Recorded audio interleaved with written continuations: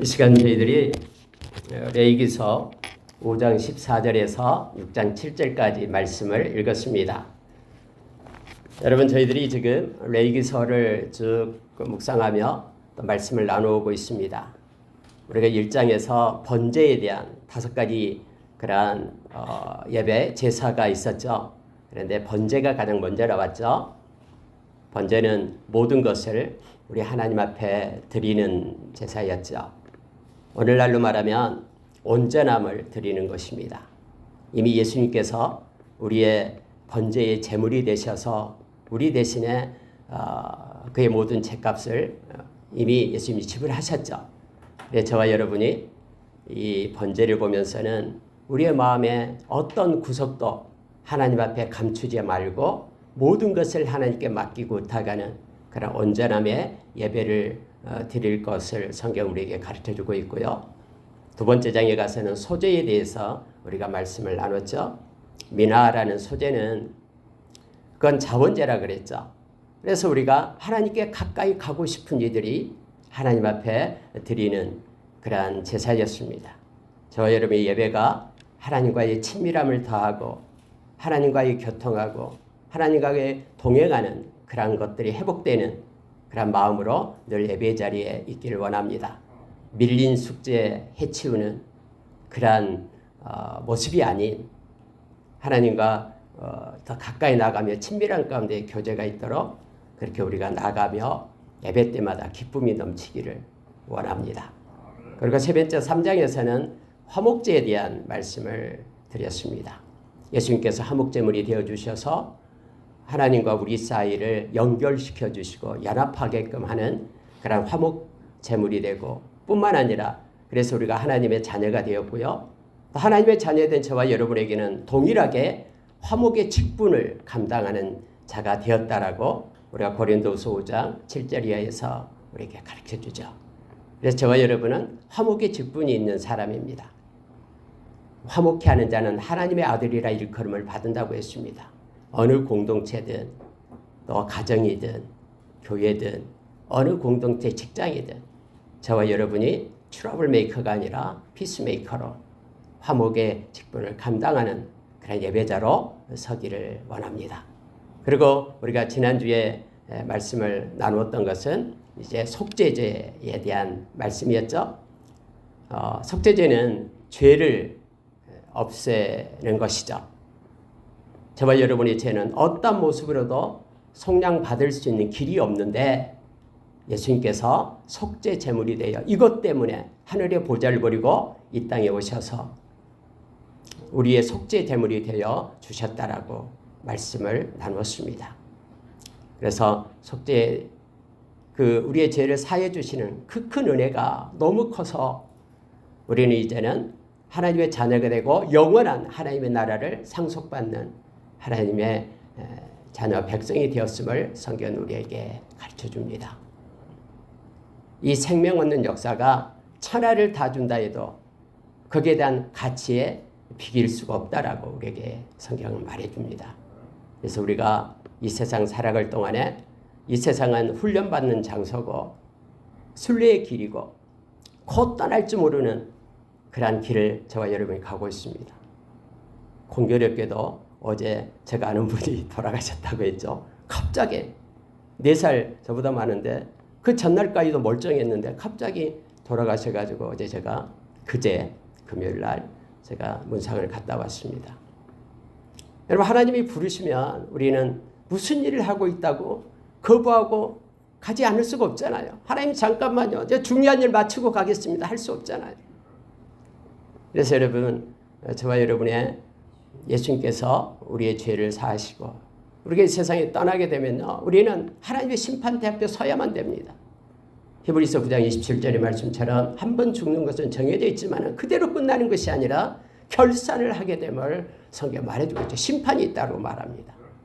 그럴 때 우리 주님이 우리의 죄를 사해 주셨기 때문에 예수의 생명을 가진 저와 여러분은 예수님의 생명책에 기록되어 있고 생명책에 기록된 자들은 불못에 던져지지 않고 사망의 자리에서 생명의 자리로 옮겨짐을 성경은 우리에게 가르쳐주죠. 그래서 여러분, 우리가 속죄제를 기억하면서요, 하박국의 노래를 부르고 구원의 감격 속에 우리의 남은 생을 살아가야 됨을 알게 합니다. 오늘 여러분 5가지 제사 중에 마지막 속건제에 대한 말씀을 나누기를 원합니다. 속건제는요, 오늘날 법으로 얘기하면은 벌금형입니다. 벌금형. 페널티를 내어놔야 됩니다. 근데 모든 제사는요, 내가 알고 고의적으로 이 죄를 지은 죄는요, 사함을 받을 수가 없어요. 모르는 중에, 부지 중에 이렇게 고범죄는요, 하나님이 가장 악하게 다루는 죄죠. 뭔가를 계획하고 하는 거에 대해서는 여러분 이 구약에서는요, 그 죄를 해결할 방법이 없어요. 신약에서는 다릅니다. 우리 주님의 보혈은 어떠한 죄까지도 다 해결을 받을 수 있지만 구약에서만큼은요, 48개의 성읍을 만들고 그중에서 6개의 성읍을 갖다 우리가 피난처 도피성으로 만들었잖아요. 근데 도피성으로 피하는 사람들도 고의적으로 계획해서 죄를 지은 사람은 피할 수가 없어요. 잘못해가지고 실수로 우연히 돌을 던졌는데 지나가는 사람이 맞아가지고 죽어버렸어요. 뭐 의도가 없잖아요. 그러면 사람을 죽였다는 죄 때문에 이 피해 대가로 가족이 와서 이 사람을 이에는 이 눈에는 눈을 하면서 이 동해보복법으로 죽일 수 있어요. 근데 이 사람은 도피성으로 빨리 피해야 됩니다. 그러면 그 제사장이 이제는 죽을 때까지 그곳에서 나오지 않고요, 또 보복하기 위하여 그곳으로 들어갈 수가 없어요. 근데 만약에 여러분 뭔가 친밀한 계획을 짜가지고 숨어 있다가 저 사람이 지나가면 내가 돌을 던져가지고 죽여야 되겠다라는 이 의도적인 죄를 지은 사람은요, 구약에서는요, 해결할 방법이 없어요. 아무리 그가 도피성으로 피했다고 해도 발각이 되면 도피성에서 내어줘야 돼요. 그래서 그는 심판을 받게 됩니다. 이게 여러분 무서워요. 이 구약의 모든 것들이. 근데 여러분 신약에 와서 우리 주님께서는요, 이 모든 죄, 성령을 범하지 않는 죄, 성령을 회박하지 않는 죄만 짓지 않는다면 모든 죄는 다 사함을 받습니다. 우리가 회개하고 주님께로 나오게 되면요. 이 성령을 회방한다라는 것은 믿지 않는 죄를 얘기하죠. 성령이 아니고서는 우리가 예수님을 믿을 수가 없어요. 성령 때문에 우리가 하나님을 아버지라고 부를 수 있고요, 우리 주님을 주님이라고 부를 수 있죠. 그리고 예수님의 보혈을 믿고 회개할 수 있는 것도 성령 때문이에요. 근데 우리가 성령을 해방하여 성령이 필요 없다라고 성령을 거부하면은 회개할 수가 없잖아요. 주님을 믿을 수 없잖아요. 그래서 그 죄는 영원히 심판받는다라고 신약에서는 말합니다. 근데 구약에서는 지금 이러한 의도적인 고범죄는 해결받을 수가 없는데 우리 주님 때문에 저와 여러분 이 모든 죄를 우리가 해결받을 수가 있습니다. 오늘 역시 말하는 이 속건제도요, 제가 고의적으로 지은 죄가 아니라 내가 무심결에 했는데 죄인지 모르고 했는데 지나놓고 보니까는 죄가 된 거예요. 근데 이것은 상대방에게 피해를 입힌 죄예요. 그래서 여러분 상대방에게 피해를 입혔는데요, 그럼 2가지 사실이 나타납니다. 오늘 성경 말씀을 보니까 하나님에 대한 하나님의 신실성이 없기 때문에, 하나님에 대한 신실성이 소멸되었기 때문에 우리가 상대방에게 범죄했고 그리고 피해를 입혔다라고 말합니다. 그런데 피해를 입히면은 하나님에 대한 신실성이 소멸됐기 때문에 하나님에 대한 죄를 진 거예요. 그래서 하나님에 대한 속죄제, 수컷, 양, 순양 한 마리를 똑같습니다. 이것은 다른 예외가 없어요. 뭐 비둘기를 잡아가지고 대신하렵니다. 어린 양을 대신하렵니다. 이게 없어요. 특히 속건제는요. 내가 피해를 입혔기 때문에 하나님에 대한 이렇게 안수해서 이제 속건제를 드려서 죄가 없어지고, 피해를 입혔으니까 그 피해에 대한 보상을 해야 돼요. 보상이요. 그래서 페널티가 주어지게 됩니다.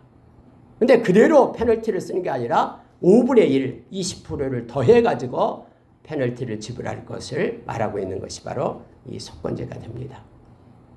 내가 여러분 우연히 가다가 장난치다가 막 돌 던지기를 하다가 우연히 돌을 더 세게 던져버렸어요. 그랬더니 돌멩이가 하필이면 더 멀리 날아가가지고 저 앞에 있는 집 유리창을 갖다가 와장창 깨먹었어요. 그럼 내가 할 수 있는 일은 죄송하잖아요. 가서 그 주인한테 죄송합니다 라고 말을 해야 되겠죠. 그럼 말로만 끝나는 것이 아니라 유리창을 변상을 해줘야 되겠죠. 만약에 추운 겨울이다 그러면은 유리창 때문에 추워서 잠을 못 자니까 아니면 다른 데 어디 가서 주무시라고까지도 변상을 해줘야 되겠죠. 그래서 여러분요, 여기 오늘 말하는 이 속건제는 바로 오늘날 말하는 그 벌금형 페널티에 대해서 말하고 있는 것입니다. 근데 저와 여러분이 오늘 말씀을 읽으면서 우리가 기억해야 될 것이 있습니다.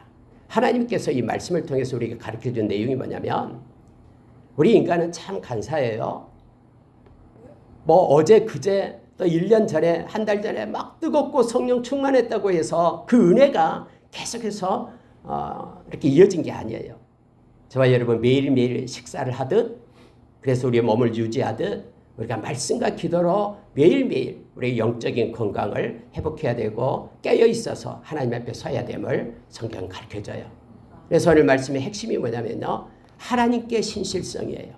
하나님께 대한 신실성을 우리가 가지고 있을 때 이런 죄로부터 우리가 회개하고 하나님께로 돌아올 수 있는 힘을 얻고요. 뿐만 아니라 하나님이 싫어하는 이러한 죄악 가운데 거하지 않는 복을 우리가 누리게 됨을 알게 합니다. 자, 오늘 읽은 말씀 6장 2절에 한번 보십시오. 누구든지 여호와께 신실하지 못하여 범죄하되 곧 이웃이 맡긴 물건이나 전당문을 속이거나 도둑질하거나 착취하고도 사실을 부인하거나 남의 잃은 물건을 줍고도 사실을 부인하여 거짓 맹세하는 등 사람이 이 모든 일 중에 하나라도 행하여 범죄하면 이는 죄를 범하였고 죄가 있는 자니 그 훔친 것이나 착취한 것이나 맡은 것이나 잃은 물건을 주운 것이나 그 거짓 맹세한 모든 물건을 돌려보내되 곧 그 본래의 물건의 5분의 1을 더하여 돌려보낼 것이니 그 죄가 드러나는 날에 그 임자에게 줄 것이요. 이렇게 되어 있습니다. 그래서 여러분, 이 속죄죄에 대해서 우리가 생각할 때에 이미 속죄 제물은 우리 주님이 제물이 되었습니다. 우리가 잘 알다시피 예수님께서는 히브리서 10장 14절에 보면은 예수님은 제물인데요, 온전한 제물이에요. 흠없는 제물이고요. 예수님은 영원한 제물이 됐고요. 예수님은 딱 한 번의 제물로 우리의 모든 죄를 사해 주셨다라고 말합니다. 그럼 우리가 해야 될 일은 뭐냐면요, 바로 예수의 그 보혈 힘있고 그 제물, 속죄 제물된, 속건 제물된 예수님의 그 은혜를 힘있고 하나님 앞에 진실되게 회개하며 다 가는 것입니다. 이것을 하나님은 원하시고 이 시간에 우리에게 요구하고 계십니다. 여러분과 제가 늘 십자가의 그 은혜를 그래서 기억하면서 하나님을 기쁘시게 하고 회복하는 그런 자리에 있기를 원합니다. 그리고 하나님에 대한 신실성이 더 깊어지기를 원합니다. 그래서 오늘 여러분 속건제물에 대해서는 세 가지 것을 성경 우리에게 가르쳐줍니다. 첫째는 여러분, 하나님의 것을 귀히 여기라 라는 거예요. 오늘 여러분 읽은 말씀 가운데요, 5장 14절 16절 보면은 하나님의 선물에 대해서 이제는 부지 중에 죄를 지었는데 알고 보니 그런 손해를 입혔다라고 나오고 있죠. 그러면 그 가치를 누가 정하냐면은 여기서 모세가 정합니다. 네가 정하여 이렇게 되어 있죠. 모세가 정해주면은 그 손해를 입히는 그것에 대한 5분의 1을 더해가지고 하나님 앞에 드려야 되며 뿐만 아니라 이것을 드리고 난 다음에 속건 제물로서 순양 한 마리를 제사로 드려야 됨을 성경은 말하고 있는 거예요. 이미 여러분 아까 그 속죄 제물은, 속건 제물은 예수님께서 이미 십자가에서 당신의 그런 몸으로 허락을 하셨죠. 그럼 저와 여러분은 이 말씀을 다시 한번 보기를 원합니다. 다시 말하면 하나님의 것을 귀히 여기라, 하나님의 것을 분별하라라는 거예요. 사람은 자기 것은 자기 거고 또 하나님의 것도 자기 것이라고 생각을 하죠. 뭐 부부들 그런 얘기 많이 하잖아요. 남편 것도 자기 거고 또 자기 것도 자기 거고 하면서 우리가 여러분 세상을 살다 보면은요, 사람의 내면적인 거에는 이 욕심이라는 게 있습니다. 원래 그래요. 이 죄성을 가진 인간에게는 이 욕심이 있어요. 이 탐심이 곧 우상숭배다라고 골로새서 3장 5절에서 우리에게 가르쳐주고 있죠. 그래서 우리의 말씀으로 우리의 마음을 다스리지 않으면은 우리의 마음 생각 깊은 곳까지 내려가는 그 말씀의 거울 앞에 우리 마음을 비추지 않으면은 늘 우리 가운데 죄성이 있기 때문에 이 사르크스라는 죄성이 있기 때문에요. 그래서 우리는 가만히 있으면 죄를 지을 수밖에 없는 존재예요. 막 욕심이 생겨나고 그래서 욕심이 잉태하여 죄를 낳고 죄가 장성한 즉 사망을 낳는 자리까지 이르게 되는 것이죠. 그래서 여러분 여기서 말하는 것은 하나님의 성물에 침해를 했거든요 말이에요. 하나님의 영역이 있는데 마치 그 벽을 내 것인 양, 내 영역인 양 내가 침범을 하는 거예요. 그래서 하나님의 그 성물에 내가 손해를 입히는 것이다 라고 말합니다. 특히 그 중에 하나가 하나님의 영광이에요. 여러분 마땅히 하나님의 영광 받아야 될 것을 마치 그것이 내가 받아야 될 것인 양 착각해서 하나님의 영광을 가로채는 이들이 있습니다. 우리가 여러분 헤롯 왕이 막 연설을 할 때 시돈과 두로 사람들 박수치면서 와 이것은 신의 소리다 라고 말할 때 헤롯이 그냥 고개를 끄덕이면서 자기 자신을 나타냈잖아요. 하나님이 그를 치니 그가 충이 먹어 죽었다라고 그렇게 말합니다. 요세푸스의 역사서에는 그 일주일 안에 창자에 병이 들어서 흘러나와서 죽게 되었다라고 말하고 있습니다. 여러분 로마서 10장 2절 3절에 보면은 우리가 막 하나님의 영광을 위하여 하나님의 의를 위하여 뭔가 열심을 다해서 일하는 것 같은데 지나놓고 보니까 하나님의 의가 아닌 자기의 의를 위하여 그렇게 일했다라고 표현이 되고 있죠. 그러니까 우리는 하나님의 의를 위하여 일한 것 같으면서도 어딘가 모르게 자기 자신의 영광, 자기의 의를 나타내기 위해 부지 중에 내가 모르는 사이에 그렇게 될 수도 있다라는 것을 성경은 말해주고 있습니다. 그럴 때 깨닫게 되었을 때 반드시 속건제를 들여가지고 이제는 돌이켜서 하나님의 신실성을 회복하고 거룩하신 하나님을 구별해서 하나님이 하나님 되심을 인정하며 돌아오는 것이 바로 이 속건제의 그 원래의 취지입니다. 그래서 여러분 저와 여러분이 특히 하나님의 영광 또 하나님의 성물 또 하나님께서 맡겨주신 모든 것들 이걸 통해서 우리가 하나님께 영광을 돌리고 하나님의 이름을 높이고 나는 낮아지고 겸손하여 하나님을 찬양하는 찬양의 자리에 있는 저와 여러분이 되기를 원합니다. 여러분 하나님께서 우리가 잘 아는 이사야서 43장 21절의 말씀처럼 저와 여러분을 부르는 이유가 찬송이 되기 위하여 불렀다라고 말하잖아요. 이 찬송은요 예배를 얘기합니다. 예배는 감사로 예배하는 자가 하나님을 영화롭게 한다라고 우리가 시편 50편 23절에서 이렇게 말해주고 있죠. 네, 여러분 저와 여러분이 예배할 때는요 하나님의 영광을 위한 예배가 우리 가운데 또 지정된 시간과 장소뿐만 아니라 우리의 삶 가운데 하나님을 위한 예배가 있기를 원합니다. 그런데 분별해서 하나님을 높이고 구분해서 하나님의 그 영역까지 우리가 가지 않고 하나님을 찬양하고 나가기를 원합니다. 여러분 마태복음 23장 23절에는요 여러 가지 일들이 거기에 나오고 있죠. 막 바리새인들 그들이 막 겉으로는 열심히 합니다. 예를 들어서 그 채소를 이렇게 수확을 해왔으면 채소를 10분의 1로 나눠요. 그 중에서 10분의 1은 하나님의 몫이라고 하나님께 드려요. 이렇게 막 하루에도 막 금식을 하면서 시간 중에 또 이렇게 10분의 1을 갖다 하나님의 시간이니까 또 드리기로 하고 막 해요. 근데 예수님이 책망을 받잖아요. 근데 책망받는 이유가 뭐냐면 더 중요한 것을 하나님께 드리지 않았다라는 거예요. 그게 뭐냐면 내면적인 거예요. 내면적인 의, 즉 정직함을 하나님께 드리지 않았다. 그다음에 하나님에 대한 사랑을 드리지 않았다. 예배를 하면서도 하나님을 높이며 찬양하면서도 또 하나님께 예배를 이렇게 시간을 드리면서도 하나님에 대한 사랑하는 마음이 없었다라는 거예요. 그리고 믿음이 없이 드렸다라는 거예요. 내가 예배함이 하나님의 영광 받으시고 하나님의 살아계셔서 이곳에 함께 하심을 우리가 믿지 않고 그런 믿음이 없이 하나님께 이러한 모든 것들 종교의식을 행했다라고 말하고 있습니다. 그래서 여러분 이 속건제는요 우리가 깊이 생각할수록 우리에게 귀한 것을 깨닫게 합니다. 이미 예수님께서 보혈로 우리의 모든 제물이 되었습니다. 저와 여러분은 이제 우리의 마음과 중심을 이처럼 하나님께 영광을 돌리고 하나님이 하나님 되심을 인정하면서 하나님께 영광 돌리는 우리의 마음을 드리는 또 그렇게 귀히 여기는 저와 여러분이 되기를 예수 이름으로 축원합니다. 여러분 두 번째는요.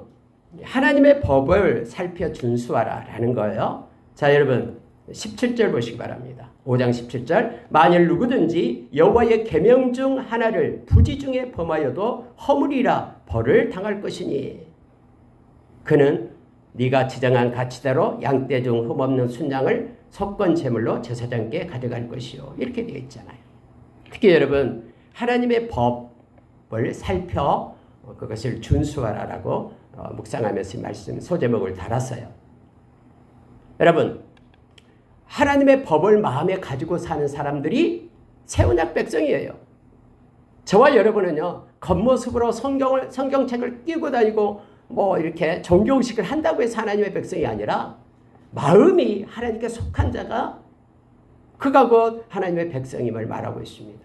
세례 요한이 물로 세례를 베풀 때에 내 뒤에 오시는 분은 메시아는 성령과 불로 너희들에게 세례를 줄 것이다 라고 말합니다. 다시 말하면 이 물의 세례는 성령 세례를 예표하는 것이지 물 세례 받았다고 해서 구원받은 게 아니다라는 거예요. 그러니까 성령이 그의 마음을 차지하고 있는 이들만 구원받은 사람이에요. 왜냐하면 우리가 진심으로 예수님을 영접하면 우리의 마음 가운데는 성령님이 계셔요. 근데 여러분 성령님은요 우리를 떠나지 않습니다. 성령님이 보증이 되어서 우리가 이 세상을 떠날 때까지 우리와 동행해요. 그리고 성령님 하시는 일 우리를 진리 가운데로 인도하신다고 말합니다. 이 진리가 바로 말씀이죠. 말씀 가운데로 우리를 인도해요. 그렇게 세상 따라할 때에 우리의 증인이 되어서 예수님과 함께 영원한 하나님의 나라를 상속받을 자로 우리의 증인이 되신 분이 바로 성령님이에요. 근데 성령님이 하시는 일이 뭐냐면 우리로 하여금 하나님의 법을 가지고 살게끔 해요. 다시 말하면 우리의 마음 가운데 하나님의 법을 가진 자가 새 언약 백성이다라고 에레미야서 31장 31절 33절 말씀해주고 있죠. 예수님도 역시 그리스도 예수 안에 있으면 새로운 피조물이라 이전 것은 지나갔으니 보라 새 것이 되었도다. 이 새로운 피조물이 뭐냐면 하나님의 말씀을 가지고 살아가는 법을 가지고 살아가는 사람들이에요. 마음에 하나님의 법을 가지고 자기의 경영과 이성과 뭐 세상의 논리와 이런 걸 가지고 살아가는 자가 아니라 하나님의 법인 말씀을 가지고 살아가는 자다라는 거예요. 근데 여러분 오늘 보면은요 하나님의 그 법, 하나님의 계명을 마음에 두지 않기 때문에 이 말씀을 갖다 산 가운데 준수하는 것을 버린 거예요. 그래서 성경은 하나님의 계명, 특히 이 계명은 금령이라 합니다. 금령, 계명 중에서요. 하나님이 하지 말라 한 거 있잖아요. 하나님이 하지 말라 했는데 하나님의 말씀이 마음에 없기 때문에 그냥 은연중에 친구가 그렇게 하니까 옆 사람도 그렇게 하니까 자기도 그냥 따라서 한 거예요. 거짓말하고 다른 불법을 행하고 한 거예요. 근데 모른 척 그렇게 하다가 깨닫게 되면은 하나님의 백성은 이 속건제물을 드려라라는 거죠. 다시 말하면 예수 그리스도의 십자가의 보혈을 힘입고 하나님 앞에 회개해야 됨을 알게 합니다.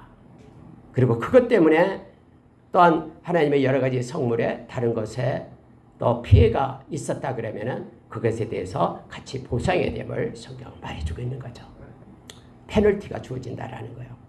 그래서 여러분, 저와 여러분이 하나님에 대한 하나님께 신실성을 우리가 늘 가지고 하나님께 진실함으로 하나님 말씀을 붙잡고 나갈 때 우리는 하나님의 기뻐하는 그런 삶의 예배를 드릴 수 있는 자가 됨을 알게 합니다. 혹시 우리가 사람들에게 취해서 또는 세상을 보며 사람을 보며 그렇게 하나님이 싫어하는 가증한 일을 행한 적이 있다 그러면 우리가 하나님 앞에 회개함으로 돌아오기를 원합니다. 그리고 나아가기를 원합니다. 여러분 누가복음 19장에 보면은 세리장이 나와요. 그 사람이 우리가 잘 아는 세리장 누굽니까? 삭개오라는 사람이 있어요. 그 사람은 키가 작았어요. 하필 왜 키가 작았는지 몰라요. 근데 예수님이 이 여리고 성에 살았거든요. 여리고로 온다라는 소식이 있어요. 사람들이 많이 몰려오는 소리가 들려요. 이 세리장인 삭개오는 사람들에게는 이 매국노라고, 왜냐하면 세금을 걷어가지고 로마의 황제한테 바치니까 뭐 나머지는 자기가 또 착복하고 하니까 막 죄인이다라고 손가락질 받는, 그 중에서 세리장이었어요. 그러니까 얼마나 미움을 받았겠습니까? 근데 여러분 예수님이 오신다는 소식에 너무 궁금해요. 보고 싶어요. 근데 막 쫓아갔더니 키가 작아가지고 예수님 볼 수 없어요. 그리고 우리가 말하는 그 뽕나무로 올라갔다라고 얘기하잖아요. 예수님이 이 길로 오실 것이다 생각하고 미리 가서 다른 성경에는 돌 감람나무로 올라갔다. 뽕나무로 올라갔다. 옛날 성경 그랬어요. 그래서 예수님이 딱 지나간 걸 보는 거예요. 근데 여러분 예수님이 삭개오 앞에 가서 딱 멈춰요. 삭개오야. 깜짝 놀랐어요. 너 내려와라. 오늘 내가 너희 집에 유하여야 되겠다. 갑자기 여러분 이 세장 삭개오가 놀랐어요. 그리고 막 내려와요. 너무 기쁜 거예요. 왜냐하면 아무도 다른 사람들은 자기를 인정해 주지 않고 이 죽일 놈, 이 죄인, 매국노 하면서 막 하는데 예수님께서 자기 이름을 부르면서 어찌 알았는지 그리고 자기 집에 아무도 자기 집에 손님으로 오지도 않는데 초청해도 오지도 않는데 예수님이 오시겠다라고 말하는 거예요. 그래서 여러분 세리장이 너무 삭개오가 기분이 좋아가지고 예수님을 초대를 하죠. 거기에 들어가니까 이제 많은 사람들이 막 죄인의 집에 들어갔다고 하고 막 쑥덕거리지만 들어가자마자 이 삭개오는 그렇게 고백을 합니다. 예수님, 제가 제 재산의 절반을 팔아서 가난한 자들에게 주겠습니다. 그리고 속여 빼앗는 것을 내가 발견할 때 네 갑절로 갚겠습니다. 옛날에는 토색하는 것이 내게 나타날 때 4배로 갚겠습니다. 이렇게 성경이 옛날 성경 그렇게 기록되어 있죠. 4배예요. 여러분 오늘 이 구약에서는요 20% 5분의 1을 더해서 갚아라 했는데 삭개오는요 예수님이 오신 것이 너무나 기뻐가지고 20%가 아니라 400%를 내가 더 갚겠습니다. 내가 만 원을 속여서 빼앗았다면 만 원에다가 4만 원 400%를 더 더해서 갚겠습니다. 지금 이 얘기예요. 예수님께서 뭐라고 그 뒤에 말씀했습니까? 오늘 구원이 이 집에 임했다. 그도 아브라함의 자손이다. 이 말씀을 해요. 사람들은 그가 죄인이고 지옥에 갈 것이라고 생각했거든요. 그러면서 예수님은 내가 죄인을 부르러 왔다 하면서 말씀을 하신 것을 보게 됩니다. 여러분 이 삭개오 그가 내면으로부터 이제는 하나님 우리 주님을 맞이하고 그가 회개하고 돌아섰음을 삶으로 그렇게 나타나는 현상으로 우리가 보게 됩니다. 뭘 다 그렇게 많이 팔아가지고 하나님 앞에 그렇게 봉사하라는 것이 아니고요. 이처럼 진정으로 마음으로 회개하는 이들은 삶으로 이렇게 나타나게 됨을 알게 합니다. 오늘 이 하나님의 법을 우리가 잘못 그렇게 금령을 어겼을 때에 우리는 특히 말씀을 가지고 살아가는 자가 오늘날 저와 여러분 하나님의 백성 예수의 제자인데 이럴 때는 철저하게 하나님 앞에 회개하고 우리가 회복돼야 됨을 성경은 가르쳐 줍니다. 그리고 여러분 오늘 말씀 중에서요 주보에 보면은 시편 19편 7절에서 11절 말씀 써놨죠. 이것이 어제 우리가 암송해야 될 그런 말씀이다라고 보내줬던 그 말씀입니다. 다음 주에 암송 대회가 있습니다. 한 구절이라도 암송했으면 좋겠는데요. 여러분 특히 이 구절을 암송하면 큰 은혜가 우리 가운데 있습니다. 이 말씀에 대한 내용이거든요. 6가지 말씀에 대한 은혜로 쭉 기록되어 있습니다. 그리고 특히 마지막 11절의 말씀은 우리가 잘 기억했으면 좋겠습니다. 이 시인이 그렇게 고백했듯이 이 말씀은 나를 깨우치게 한다라는 거예요. 내가 이 길로 가고 있는데 말씀을 읽을 때 이 길은 아니다라고 말씀은 가르쳐줘요. 그러면 이것으로 깨닫고 하나님께로 돌아오는, 다시 말하면 여기서 석권제처럼 이제 하나님께 신실함을 회복하는 그 이정표가 바로 말씀이 됨을 알게 합니다. 그리고 이 말씀을 내가 잘 준행하고 준수하면은 하나님의 복이 내게 임하는 것이다라고 지금 시인은 이렇게 시편 19편 11절에서 우리에게 말해주고 있죠. 특히 시편 19장 19편 7절 11절 말씀, 이 말씀을 잘 암송하고 마음에 두면 말씀으로부터 받은 큰 은혜가 우리의 삶 가운데 펼쳐지고 또 이렇게 성취됨을 목도하는 은혜가 임할 줄 압니다. 여러분 또 여러분 이제 속건제를 드리는 또 하나 이제 마지막 게 뭐냐면요. 하나님과의 관계뿐만 아니라 사람과 사람의 관계를 말하고 있어요. 그게 바로 오늘 읽은 6장 이제 1절부터 7절의 말씀이 되는 거예요. 이웃의 것을 갖다 힘써 인정하라 이렇게 되어 있어요. 여러분 우리는 잘못하면요. 내 것이 아닌 이웃의 것을 인정하지 않으려는 그런 태도가 우리 가운데 있어요. 무슨 얘기냐면요. 늘 뭔가를 누구로부터 이렇게 공급받고 하는 거 처음에는 고맙고 감사하다가 이게 1년, 2년, 3년 지나면요. 남으로부터 공급받은 것이 끊겨지게 될 때 화가 나요. 마치 내 것이냐, 내가 마땅히 누려야 될 것이냐, 지금까지 은혜를 입어왔음에도 불구하고 막 분노하면서 왜 내 것 안 주냐라고, 내 것 어디 갔냐라고 그렇게 말하는 것이 우리의 재성이 가진 우리 인간의 모습이에요. 내가 어디 길을 가다가 뭔가를 주었어요. 오늘 나오죠. 뭔가 주었어요. 이건 내 거 아니에요. 근데 내가 주어 있는데 처음에는 누가 찾으러 오겠지라고 놔뒀는데 안 찾으러 와요.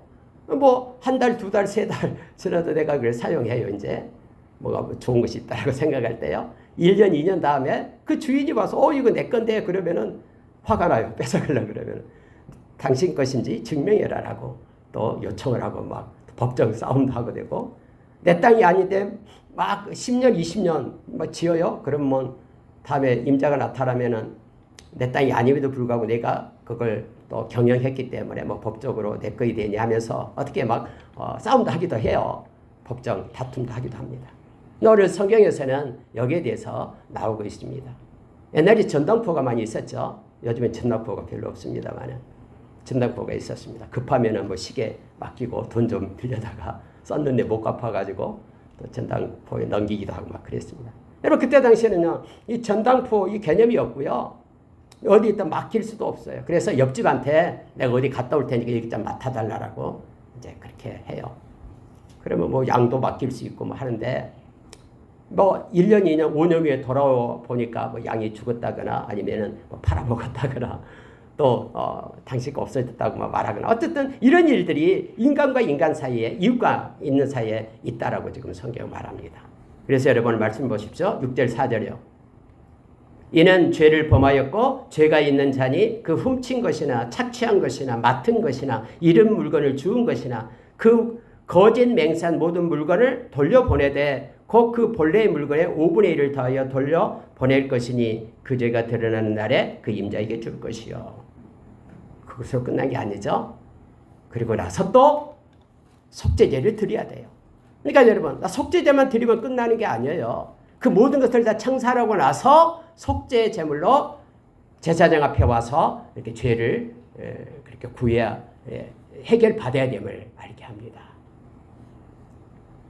여러분 하나님하고는 관계 없는 일이고 사람과 사람 사이에 관계 있는데 네가 무슨 하나님께 죄를 지었다고 말하는 이들이죠. 그렇지 않아요. 하나님의 백성은 사람과 사람 관계에 그러한 죄도 하나님께 죄를 짓는 것이에요. 왜요? 하나님께 대한 신실함을 상실했기 때문에. 하나님의 백성은 하나님을 의지하고 하나님의 자녀로서의 삶을 살아야 되잖아요. 여러분 요셉이 우리가 너무나 잘 알잖아요. 요셉을 생각만 하면은 형제들로부터 딸을 당했잖아요. 왕따 당했잖아요. 막 형제들이 일하고 있을 때 형제의 먹을 것을 들고 막 쫓아가는데 요셉을 보면서 저기 꿈꾸는 자가 온다. 우리 쟤를 죽이자.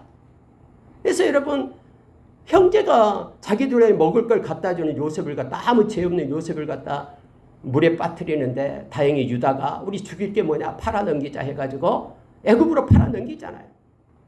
노예가 된 거예요. 노래 됐을 때 정직하게 막 그렇게 살다 보니까 이제 보디발의 그런 신임을 받게 되잖아요. 다 맡겼잖아요. 정직하게 하니까. 근데 글쎄 보디발의 아내가 유혹을 하잖아요. 동침하자라고. 그래서 여러분 옷을 버려두고 도망쳐 나오잖아요. 내가 정직하게 살려고 했는데 그것 때문에 감옥에 가는 거예요. 감옥에서 여러분 술 관원장이 그런 꿈을 해석하고 술 관원장은 다시 회복이 되잖아요. 술 관원장 붙잡고 당신 회복되면 나는 아무 죄가 없는데 지금 감옥에 있습니다. 나 좀 바로 왕한테 좀 말 좀 잘해줘 가지고 나 좀 빼내주세요. 나 정직한 자입니다. 아니 술 관원장 나가자마자 싹 잊어먹잖아요. 2년 동안이나 아무리 기다려도 아무 자기한테 대한 것을 다 잊어먹고 구해주지 않잖아요. 물론 하나님의 2년 후에 그 감옥에서 총리가 되기까지 하나님께서 그렇게 역사하시지만요. 여러분 우리가요 뭔 삶 가운데 있게 되면은 우리가 이러한 일이 있을 수 있어요. 정직하게 행하는 오히려 나의 삶의 결과는 이렇게 너무 힘들고 지친 모습으로 나올 수가 있습니다. 그러나 여러분 끝까지 포기하지 마십시오. 살아계신 하나님이 우리와 함께 하십니다. 우리는 일시적이고 단면적인 것으로 판단하지 않습니다. 우리는 궁극적이고 영원한 하나님의 심판을 놓고 우리는 하나님께 나가는 거죠. 근데 지금 아시죠? 보디발의 아내가 막 미혹할 때 요셉이 고백하는 말이 있습니다. 나는 하나님께 죄를 짓고 싶지 않습니다. 나는 하나님께 죄 짓고 싶지 않습니다. 하면서 보디발의 아내의 유혹을 뿌리치고 나가는 모습을 우리는 보게 됩니다. 아름다운 요셉의 모습을 보게 됩니다. 우리의 모든 것은 우리 주님이 지금 보고 계시고요. 하나님에 대한 신실함, 이것이 소멸되는 죄가 오늘 그것으로 인해 발생한 모든 세 가지 것, 하나님과의 관계, 하나님의 말씀과의 관계, 또 이웃과의 관계, 이 모든 것을 우리가 신실함을 회복함으로 하나님께 이제 나와 온전한 자로 하나님과 친밀한 관계 속으로 돌아오게끔 하나님의 말씀을 통해서 우리를 이끌고 계심을 알게 됩니다. 여러분 속죄제물은 우리 주님이 되셨습니다. 이제 저와 여러분은 깨닫게 될 때 성령께서 그렇게 할 때에 우리가 남에게 피해를 주었으면 우리가 할 수 있다면 이것을 갚고 또 미안하다라고 말하면서 그리고 다시 하나님 앞에 회개의 자리에 앉는, 그러면 하나님의 신실함이 회복될 때 하나님께서 다 아시고 그거의 모든 것들을 다 보상해 주시는 하나님 되심을 우리는 기억합니다. 하나님의 말씀을 따라서 회개하고 지키면 하나님의 복이 우리의 삶 가운데 임함을 성경은 우리에게 말해주고 있습니다. 말씀을 마치겠습니다. 하나님께서는 정직한 자는 끝까지 책임지신다라고. 정직한 자, 그래서 하나님의 말씀대로 살아가는 자, 이사야서 26장 7절의 말씀을 우리는 너무나 잘 압니다. 우리의 남은 생이 하나님 앞에서 정직한 예배자로 우리 주님이 이미 속건제물이 되셨기 때문에 우리가 행여나 실수해서 우리가 모르는 중에 죄를 범했다면 우리가 진실되게 회개하고 하나님께로 돌아와 하나님께 대한 신실함을 회복함으로 하나님이 기뻐하는 아름다운 하나님의 사람들이 다 되시기를 예수의 이름으로 축원합니다. 함께 기도하겠습니다. 하나님 아버지 감사합니다. 하나님 우리의 속건제물이 되어주셔서 우리의 실수와 허물을 우리 하나님 핏값으로 우리 주님의 핏값으로 갚아주시고 하나님께 대한 신실함을 회복할 수 있는 은혜를 베풀어 주심에 감사합니다. 매일매일 우리의 연약함을 도우시옵소서. 우리의 허물과 죄된 것을 용서해 주시옵소서. 성령님 스승되사 우리를 가르쳐 주시고 기름 부어 깨닫게 하여 주시옵소서. 우리에게 말씀하실 때 우리가 진실함으로 온전함으로 하나님을 경외함으로 하나님 앞에 나아가겠습니다. 주님의 보혈 힘입고 나아가오니 우리의 마음을 고치시고 회복시켜 주시고 하나님의 거룩한 무리 가운데 우리를 세워 하나님이 인도하시고 영광받아 주시옵소서. 열방과 스케스과 모든 권석들은 인생 끝날 때까지 말씀과 기도로 마음을 지키며 하나님께 영광 돌리는 예배자 되게 하여 주시옵소서. 감사드리며 예수님 이름으로 기도합니다. 아멘.